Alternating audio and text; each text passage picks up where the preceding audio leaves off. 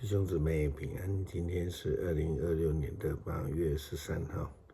今天的经文是诗篇133篇，创世纪41章14节到36节，启示录15章第1节到第4节。今天要跟大家分享的主题是数字。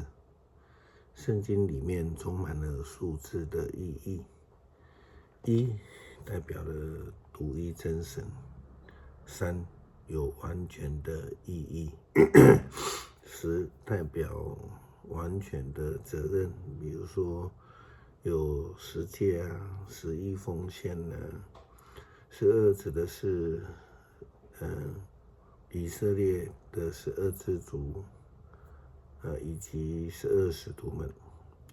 40代表着试炼、预备以及更新。例如摩西的3个40年，耶稣基督在旷野禁食40天。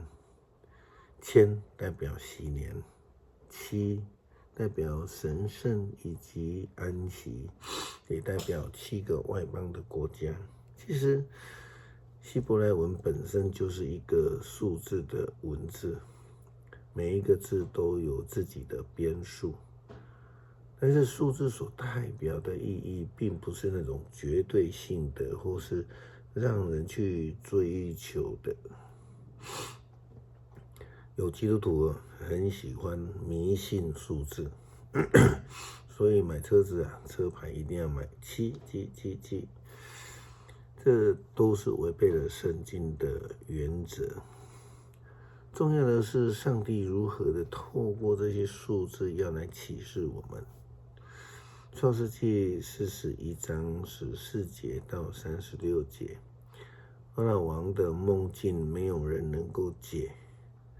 九正呢，这个时候才想起约瑟如何在监狱里面呢为他解梦，因此就介绍给法老王。今天的经文就记载了法老王的梦以及约瑟的解梦。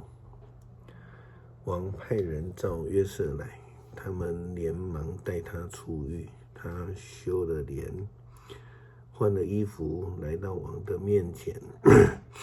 王对他说，我做了一个梦，没有人能够解释，我听说你会解梦。约瑟回答说，陛下，我自己不会解梦，但是上帝会给你吉祥的解释。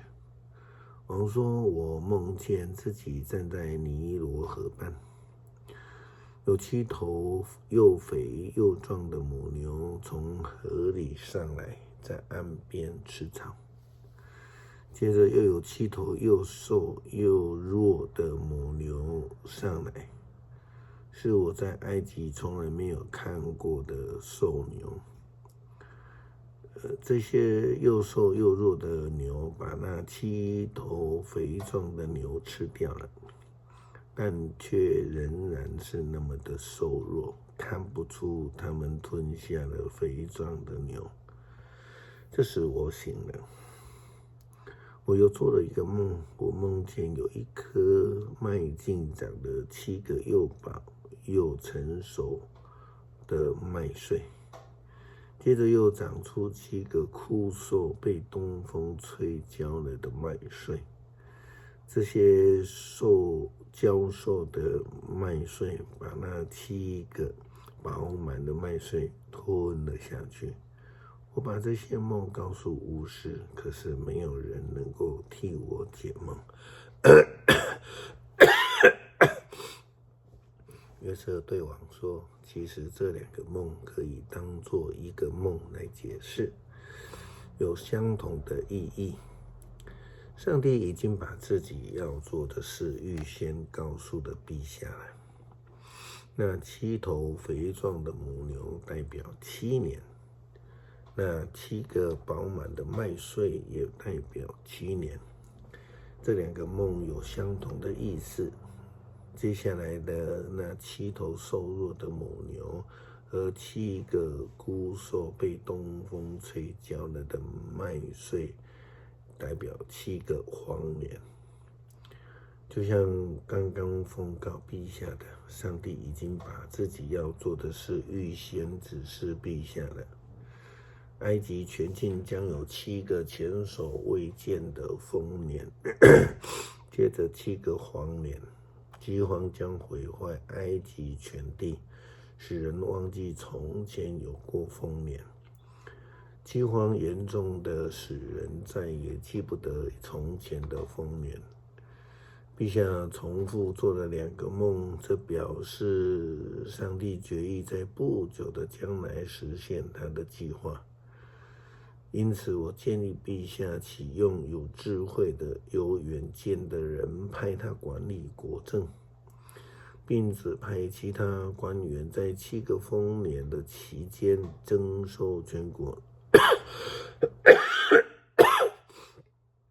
农产的1/5，命令他们要在将来来临的丰年期间收集五谷，在各城储备粮食，派人管理。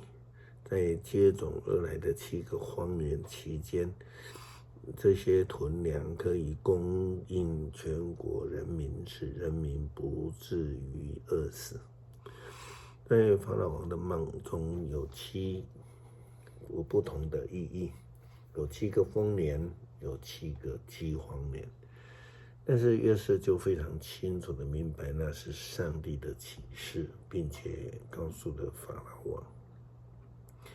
启示录出现了好几个7的预言，有7印啊，7只号角啊，7个金碗啊，7台灯啊，7个天使啊，7个灾难啊，都在预表将来上帝的公义审判，用以警告世人历史的结局。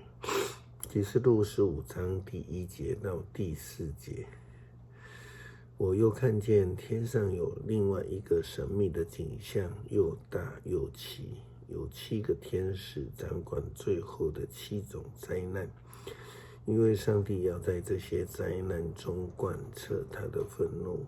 我又看见一片好像玻璃海，掺杂着火。我也看见一些人，他们已经胜过了那兽像，即以数字代表名字的那个人。他们都站在玻璃海边，拿着上帝给他们的竖琴，唱上帝仆人摩西的歌和羔羊的歌。全能的主上帝啊，你的作为是多么的宏伟奇妙！万国的王啊，你的道路是多么的公正真实！主啊，谁敢不敬畏你？谁不颂赞你的名？只有你是神圣的，万国都要来在你的面前敬拜，因为你公义的作为已经彰显出来。我们是否明白上帝的旨意比追求数字的迷信更为重要？求主帮助我们。诗篇133篇，弟兄姐妹和睦相处是多么的美好，多么的愉快。这好比珍贵的香液从亚伦头上流到胡须，又流到他的衣襟。这好比黑门山的甘露降落在西安的群山岭，在那里上主应许赐福赐下永恒的生命。恳求慈爱的上帝让我们明白你的旨意，愿意追求你的公义，跟随你的脚踪。求主让我们脱离数字的迷信，只有追求明白你的旨意。祷告奉主耶稣基督圣名求，阿们。